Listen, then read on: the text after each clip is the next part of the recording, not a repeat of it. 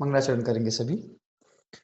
नमो अरिहंताणं नमो सिद्धाणं नमो आयर्याणं नमो उवजायाणं नमो लोये सव्वसाहुणं मोक्षमार्गस्य नेतारं भेत्तारं कर्मभूभृतां ज्ञातारं विश्वतत्त्वानां वंदे तत्गुणलब्धये।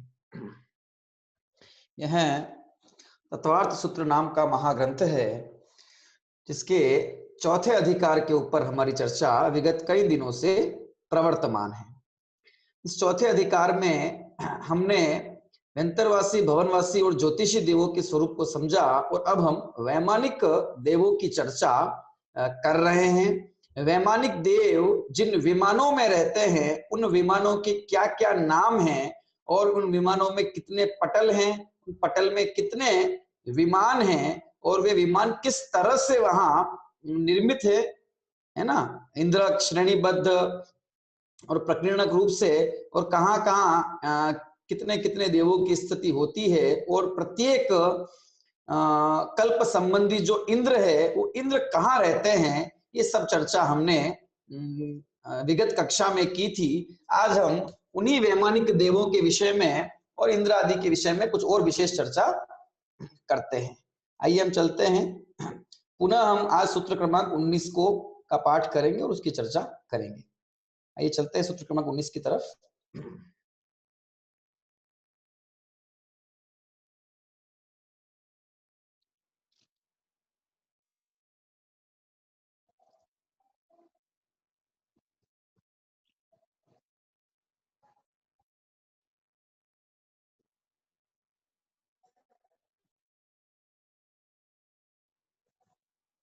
सूत्र क्रमांक 19 का पाठ करेंगे, आपकी स्क्रीन पर आपके सामने है। सौधर्म ईशान सानत कुमार महेंद्र ब्रह्म ब्रह्मोत्तर लांतव कापिष्ठ शुक्र महाशुक्र शतार सहस्रारेश्वानत प्राणतयोरारणाच्युतयोर्नवसु ग्रैवेयिकेषु विजय वैजयंत जयंता पराजितेषु सर्वार्थ सिद्धौ च। सूत्र विच्छेद तो हमने किया ही था कल, सूत्रार्थ देखते हैं। देखिए, सौधर्म, ऐशान, सानत कुमार, महेंद्र, ब्रह्म, ब्रह्मोत्तर, लांतव, कापिष्ठ, शुक्र, महाशुक्र, शतार, सहस्रार तथा आनत प्राणत आरण अच्युत नो ग्रेवय और विजय वैजयंत जयंत अपराजित तथा सर्वार्थ सिद्धि में वे निवास करते हैं। नो ग्रेवय के बाद में अनुदिश है, उसको भी इसमें ग्रहण कर लेना चाहिए। ठीक है। इस प्रकार जितने विमान हैं उन सब मुख्य विमानों का, कल्प और कल्पातीत सारे विमानों का यहाँ पे नाम दे दिया गया है। इनके अंदर उनकी क्या स्थिति है, कैसे रहते हैं, हम ये देख रहे थे। तो हमने ये जाना कि जिस प्रकार से नरक में पटल बने हुए हैं, है ना, और उन पटलों के प्रत्येक पटल के अंदर श्रेणीबद्ध इंद्रक और प्रकीर्णक बिल बने हुए हैं, ठीक उसी तरह से प्रत्येक ये जो युगल है, सौधर्म ऐशान का एक युगल, सानत कुमार आदि का एक युगल, इस प्रकार से 8वें युगल तक, मतलब आरण अच्युत सर्ग 16 सर्ग तक और 8वें युगल तक जो है प्रत्येक में पटल बने हुए हैं, है ना। और उन पटलों के बीचों बीच एक इंद्रक विमान है और चारों दिशाओं में श्रेणीबद्ध विमान है और शेष पुष्प प्रकीर्णक विमान है और अच्युत स्वर्ग के ऊपर 9 ग्रह तो 9 पटल है ना, 9 अनुदिश का एक पटल और 5 अनुत्तर विमान का एक पटल है। ठीक है। इस प्रकार से कुल 63 पटल इन विमानवासी देवों के होते हैं। जिन पटलों के अंदर विमान हैं, उन विमानों में ये देव निवास करते हैं, है ना। ये सब चर्चा हमने की। और जो सबसे ऊपर का पटल है, इंद्र की जो व्यवस्था है, तो वो कल्प पहले स्वर्ग से लेकर 16वें स्वर्ग तक, है ना। यहाँ कुल मिला के 12 इंद्र होते हैं, ये हमने देखा था। पहले के 4 स्वर्गों में 4, ठीक है, फिर बीच के जो 8 स्वर्ग है उनमें 4, है ना, और फिर बाद के 4 स्वर्गों में 4, ऐसे कुल 12 इंद्र होते हैं। और वे जो इंद्र हैं अपने अपने जो स्वर्ग युगल है उसके सबसे ऊपरी पटल जो है वो सबसे ऊपरी पटल में वे निवास करते हैं। कहाँ निवास करते हैं? ये सबसे ऊपरी पटल का जो इंद्रक विमान होता है, उस इंद्रक विमान से उत्तर और दक्षिण दिशा की तरफ अगर दो इंद्र हैं, स्वधर्म ईशान, दो इंद्र हैं स्वधर्म युगल के अंदर, तो वे 18वें नंबर के श्रेणीबद्ध विमान में ऊपर ऊपर जाते जाएंगे तो सबसे ऊपर वाले जो पटल है उसके इंद्रक बिल से उत्तर दक्षिण दिशा के अंदर दो दो दो दो कम करते जाएंगे। जहां एक एक ही है तो जिस दिशा में वो है उसी दिशा में उसका निवास है ना। ब्रह्म, जैसे कि ब्रह्म ब्रह्मोत्तर में ब्रह्म इंद्र ही है, लांतव कापिष्ट में लांतव इंद्र ही है, ये दक्षिण दिशा में ही रहते हैं। शुक्र महाशुक्र में महाशुक्र इंद्र है, सतार सहस्रार में सहस्रार इंद्र है, तो ये उत्तर दिशा की तरफ रहते हैं। और बाकी वापस ऊपर वैसी व्यवस्था है जैसे कि यहाँ नीचे की तरफ व्यवस्था बनी हुई है, ठीक है ना। इस प्रकार से ये सारी व्यवस्था इंद्रों के निवास स्थान की होती। अब जिस नगरी में इंद्र रहते हैं या जिस विमान में इंद्र रहते हैं, तो इंद्रों के रहने का नगर कैसा होता है। इंद्र अत्यंत वैभवशाली और महान पुण्यशाली देव होते हैं, ठीक है। तो किस प्रकार से उनका निवास स्थान होता है वो हमको समझना है। तो देखिए विमान तो हमने समझ लिया, ठीक है। हम सोधर्म इंद्र की चर्चा करते हैं, एक एक इंद्र की बात करेंगे, अन्य का भी यथा योग्य ग्रहण कर लेना चाहिए। सोधर्म इंद्र की बात करते हैं। 31वें सोधर्म युगल के 31वें पटल में दक्षिण दिशा की तरफ जो इंद्रक विमान से दक्षिण दिशा की तरफ है ना, प्रभ नाम का इंद्रक विमान है, उससे दक्षिण दिशा की तरफ जो 18वें नंबर का श्रेणीबद्ध विमान है वो सोधर्म इंद्र का निवास स्थान है। राज्य तो उसका पूरे 31 पटल पर है अपनी दिशा संबंधी विमानों पर वो उसका निवास स्थान समझ लीजिए, राजधानी समझ लीजिए, है ना, वहां वो रहता है। वहां वो और अन्य भी असंख्यात देव वहां पर रहते हैं। उसके बीचों बीच, उस विमान के बीचों बीच में इंद्र का नगर बसा हुआ है। वहां इंद्र का नगर है। वह इंद्र का नगर कितना विस्तार वाला है कि 84,000 योजन समचतुरस्र लंबाई चौड़ाई में बराबर, है ना, ऐसा 84,000 योजन विस्तार वाला वह इंद्र का नगर है। स्वधर्म इंद्र की बात कर रहा हूं मैं, स्वधर्म इंद्र का वह नगर है। फिर क्रमशः आगे आगे जाते हैं तो इंद्र का जो नगर का जो विस्तार है वो कम होता जाता है, ठीक है। 84,000 योजन का विस्तार युक्त वह नगर है ना। उस वो जो नगरी, उसका नगर बना हुआ है, उसके बाहर 5 कोट बने हुए हैं, है ना, 5 दीवारें या 5 कोट बने हुए हैं, ठीक है। पहला दूसरा इससे 5, तो पहले और दूसरे कोट के बीच में परकोटे है, पहले और दूसरे परकोटे के बीच में 13 लाख योजन का अंतर है, ठीक है।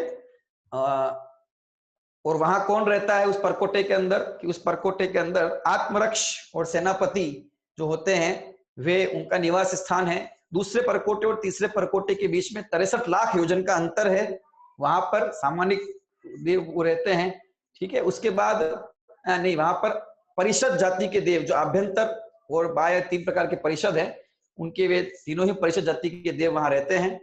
तीसरे और चौथे कोट के बीच में, कोटे के बीच में 64 लाख योजन का अंतर है, और वहां पर 64-65 लाख योजन का अंतर है, और वहां पर जो है सामानिक जाति इत्यादि के देव रहते हैं। और अंतिम जो परकोटा है, 5वां कोटा, चौथे और 5वें कोट के बीच में 84 लाख योजन का अंतर है, और उस अंतर में वहां पर त्रायस्त्रीश और अभियोग्य जाति के देव वहां पर रहते हैं, निवास करते हैं। ये इन सब देवों का निवास स्थान नगर से, है ना, बाहर कोट परकोटे बने हुए हैं। वहां पर इन परकोटों के मध्य में काफी स्थान है, जैसे हमने देखा लाखों योजनों का, तो वहां इनके नगर महल सारे बने, वहां रहते हैं। और बीचों बीच इंद्र का नगर है, उस नगर के बिल्कुल मध्य में जो है इंद्र का निवास स्थान होता है, उसका महल होता है, ठीक है ना। योजनों में उसकी ऊंचाई होती है, लंबे चौड़े विस्तार होता है। वो जो महल है वो इंद्र का महल है। उस इंद्र के नगर को, उस इंद्र के पुर का जो नाम है उसका नाम है अमरावती। इंद्र के नगर को अमरावती कहा जाता है, जहां पर वो रहता है वो अमरावतीपुर या अमरावती नगर कहलाता है। वहां क्या रचना होती है और क्या क्या वहां पर कैसे कैसे व्यवस्था होती है, तो देखिए हमने ये जाना ही था कि इंद्र हो अथवा कोई भी विमान हो, प्रत्येक विमान प्रत्येक विमान स्वधर्म स्वर्ग से लेकर और सर्वार्थ सिद्धि विमान तक जितने भी विमान हैं, उन सभी विमानों के अंदर प्रत्येक में एक एक अकृत्रिम जिन चैत्यालय बना हुआ है। और ये विमान कुल कितने हैं तो इनकी संख्या भी हमको ज्ञात है, संख्या तो है नहीं, संख्यात ही है। 84,97,023 विमान ऊर्ध्वलोक में हैं, ठीक है ना। और इन सब में एक एक अकृत्रिम चैत्यालय, तो ऊर्ध्वलोक संबंधी ये अकृत्रिम चैत्यालय हो जाते हैं, है ना।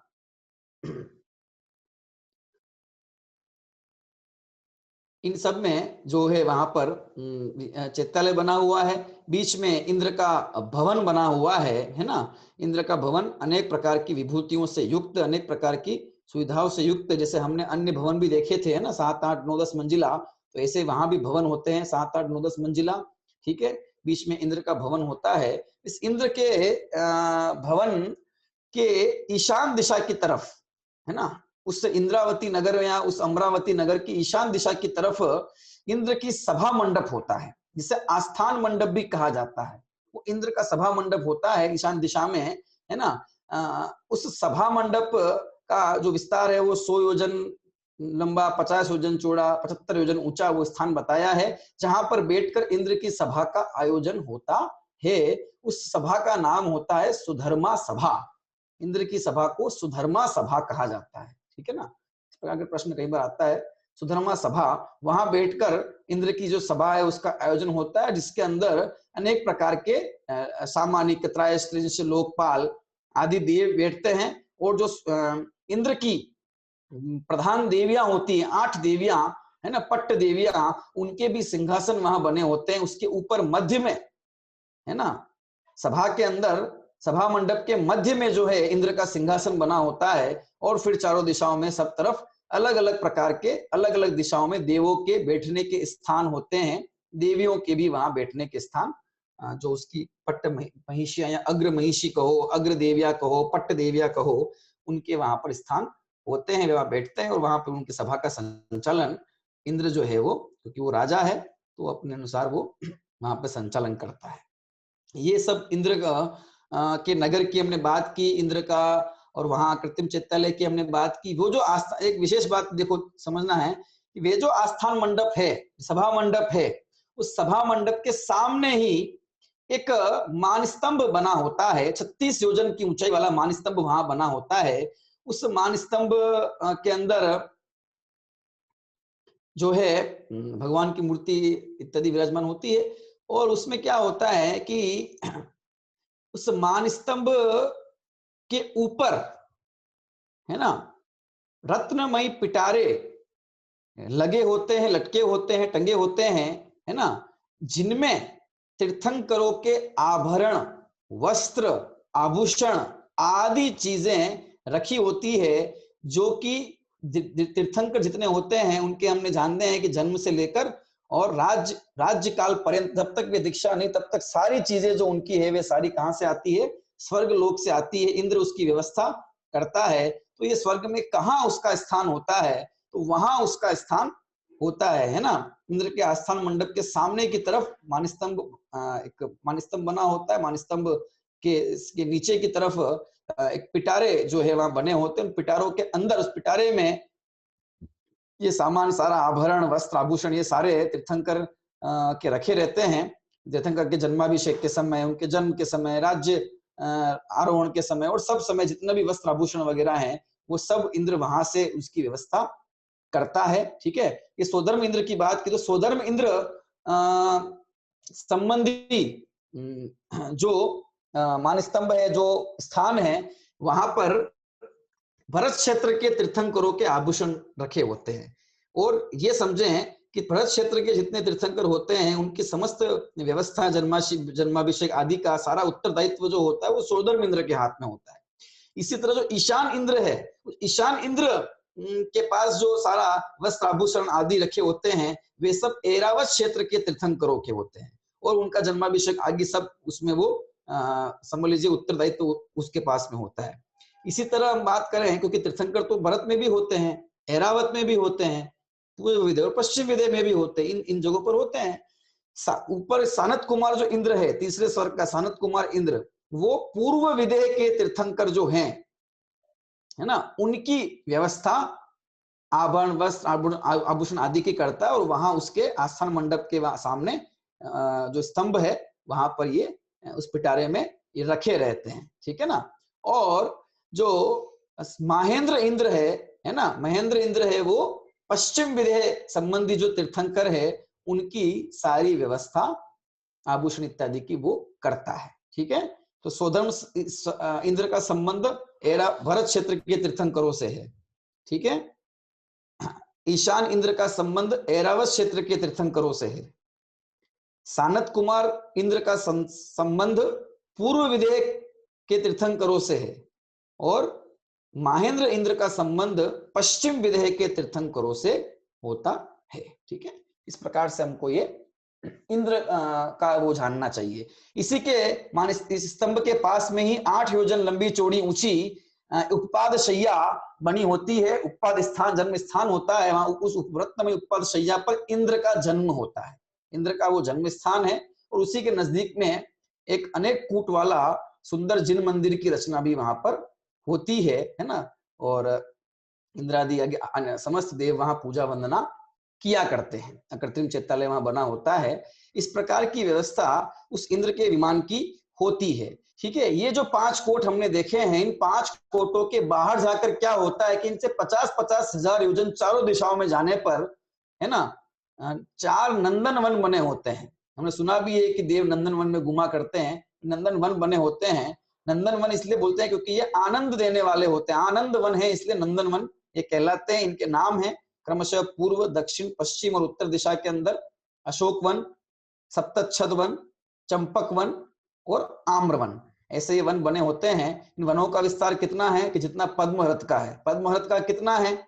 1 लाख योजन लंबाई, 50,000 योजन चौड़ाई, है ना। इस प्रकार से ये बने होते हैं। इनके बीच में एक एक चैत्य वृक्ष होते हैं। उन चैत्य वृक्षों के नीचे सर्वत्र उनके मूल भाग में एक एक जिन प्रतिमा विराजमान होती है। फिर इन वनों को पार करके आगे जाकर क्रमशः चारों दिशाओं में 4 लोकपालों के भवन बने होते हैं। 4 लोकपाल 4 ही होते हैं सर्वत्र इंद्र के, है ना।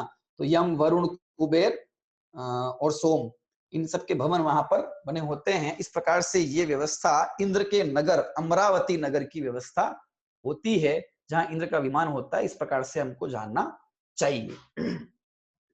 ये इंद्र व्यवस्था हो गई। अब और कुछ विशेष बातें हैं जो हमको जाननी है इन युगलों के बारे में। फिर इनकी इन सब की इंद्रों की आयु, इन सब में क्या अंतर है ना।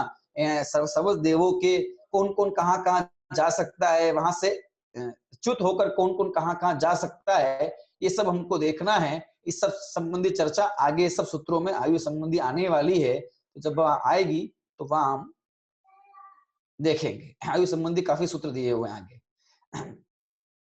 हमें कुछ विशेष बातें देखनी है यहाँ पर। एक विशेष बात हमें जाननी है, देवियों का जो जन्म होता है, सारे ही स्वर्गों की देवियों का जन्म पहले और दूसरे स्वर्ग में ही होता है। यानी कि ईशान स्वर्ग के आगे देवियां पैदा नहीं होती है ना। उनका जन्म सोधर्म और ईशान स्वर्ग तक ही होता है।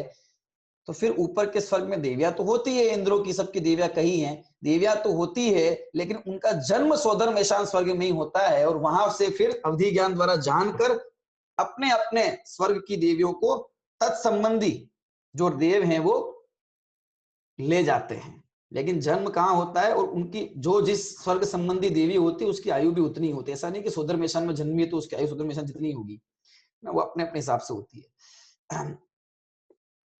ये एक व्यवस्था होती है, देवियों का जन्म वही होता है ना।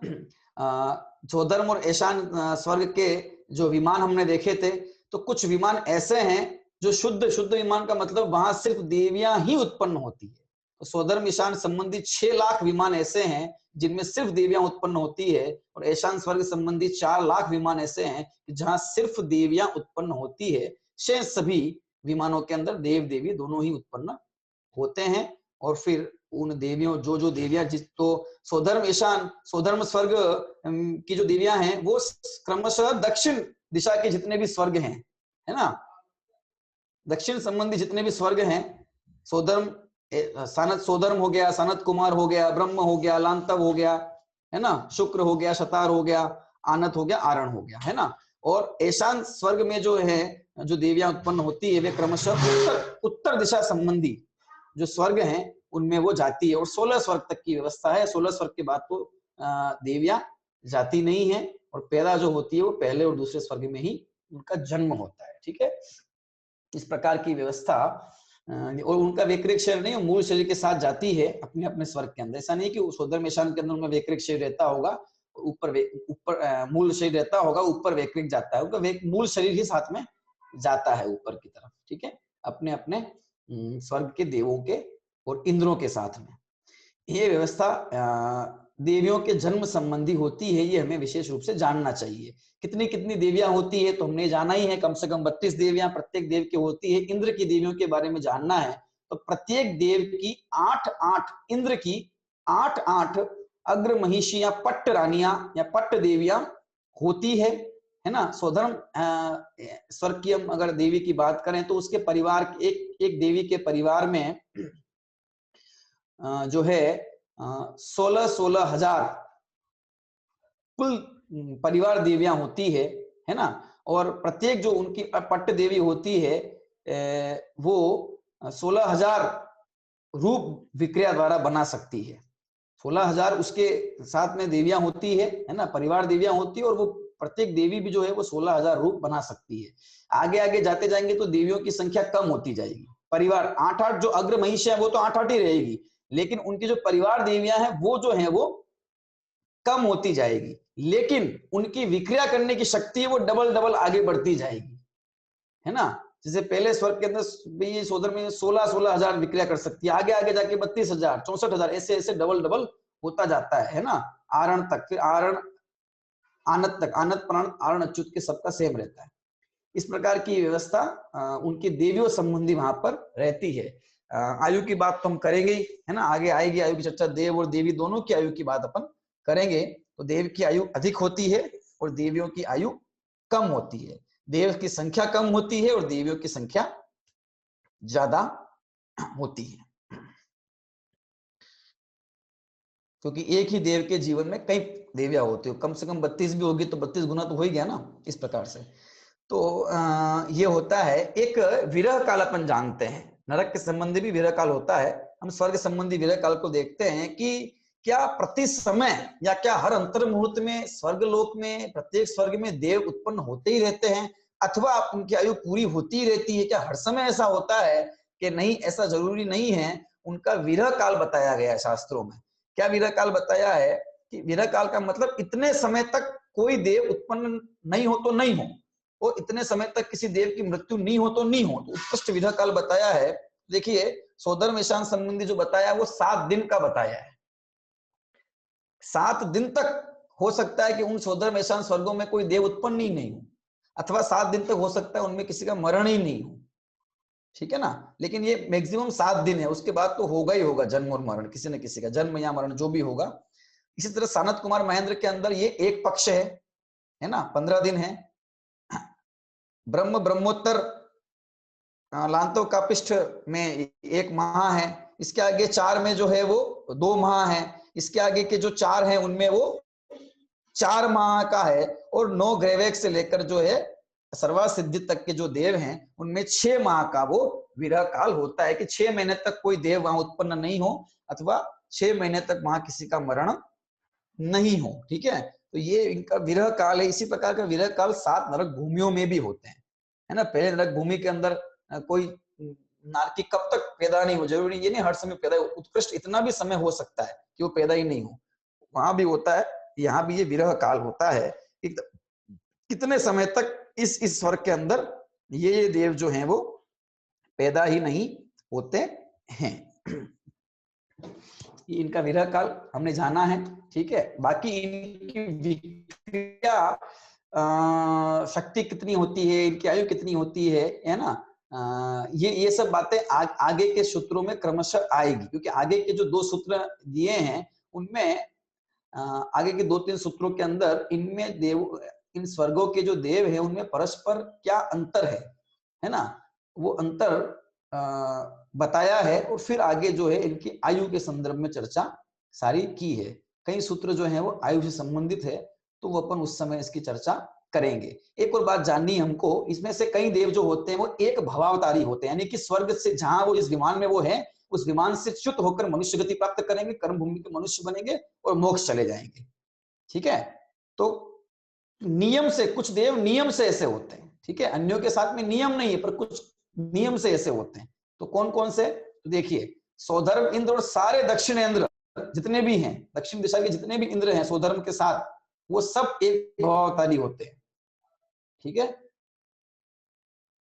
इसके अलावा सौधर्म इंद्र की जो 8 पट्ट महिषियां हैं उनमें से एक का नाम सची इंद्राणी है, एक सची है, 8 दूसरे और भी नाम है उनके। तो जो सची इंद्राणियां होती है, ठीक है ना, और एक सौधर्म जीवन के जीवन में एक तो होती नहीं है, क्योंकि उसकी उत्कृष्ट आयु तो देवियों की उत्कृष्ट आयु तो यहाँ पर इंद्र की उत्कृष्ट आयु तो यहाँ पर देव की 2 सागर है और देवियों की तो 5 पल्ले ही है। तो अब लगा लीजिए कितनी देवियां उसके जीवन में होती है, ठीक है, सची इंद्राणी इत्यादि, तो वो वहां होती है।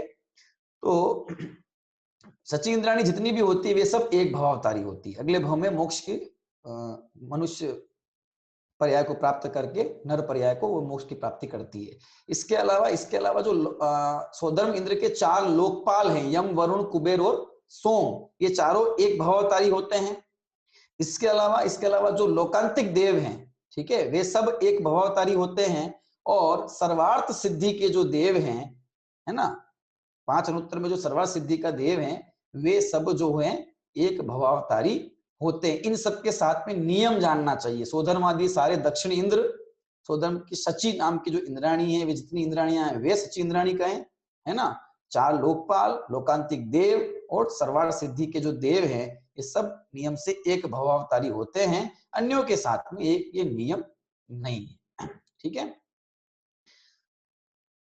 इस प्रकार से हमने ये इनके संदर्भ में एक और कुछ विशेष बात जानी है। ठीक है,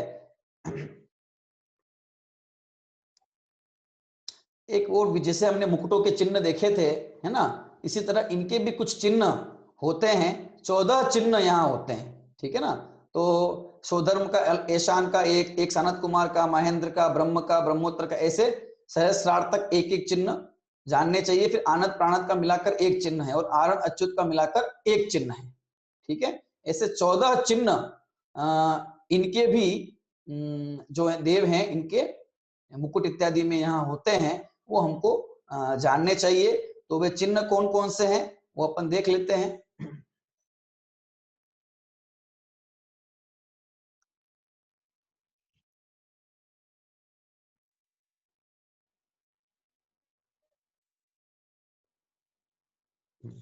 देखिए ये यहाँ पर दिया हुआ है, क्रम से ये चिन्ह होते हैं। देखिए सौधर्म आदि 12 कल्प में नाम बोलता जाता हूँ। सौधर्म स्वर्ग सुअर का चिन्ह है ना, ईशान कल्प हिरण का, सानत कुमार भैंसा का, महेंद्र में मत्स्य का, ठीक है, ब्रह्म कछुआ, ब्रह्मोत्तर मेंढक, लांतव घोड़ा, कापिष्ट का हाथी का चिन्ह होता है, शुक्र चंद्रमा, महाशुक्र सर्प, ठीक है, सतार खंगी, खंगी मतलब गवय, गो के समान जीव गवय, ठीक है, छेलो, छेलो का मतलब यहाँ है छगल, छगल मतलब बकरी, ठीक है ना। तो सतार सहस्रार बकरी, आनत प्राणत इन दोनों का बैल और आरण अच्युत इनमें कल्प वृक्ष का चिन्ह होता है। इस प्रकार की ये यहाँ पर इनके चिन्ह आदि की रचना होती है। और भी अनेक वैभवों से युक्त ये सारे देव होते हैं और चारों ही प्रकार के देवों में सबसे अधिक पुण्यशाली जो होते हैं ये वैमानिक देव होते हैं। ये निरंतर जिनेंद्र भगवान की पूजा वंदना इत्यादि कार्यों में रत रहते हैं। असंख्यात देव इनमें सम्यक दृष्टि होते हैं, लेकिन उनसे भी कई गुना अधिक मिथ्या दृष्टि होते हैं जो निरंतर भोगों में ही रमण करते हैं।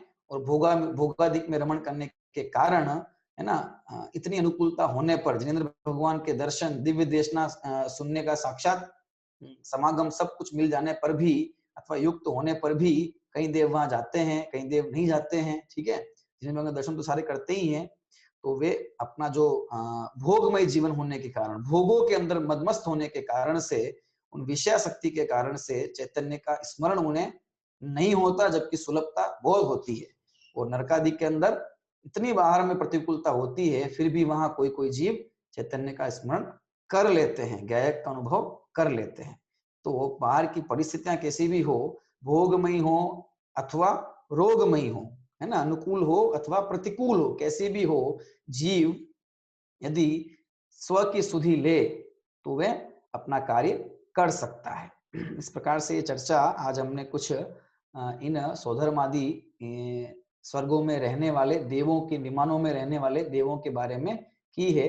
क्रमशः इनकी ऊंचाई कितनी होती है, आयु कितनी होती है, विक्रिया कैसी क्या कर सकते हैं, ताकत कितनी होती है, ये सब चर्चा धीरे धीरे धीरे धीरे आगे के सूत्रों के माध्यम से हम करेंगे। आज की चर्चा को अपन यहीं पे विराम देते हैं। कोई प्रश्न हो, कोई शंका हो तो आप अगली कक्षा ज्वाइन करें।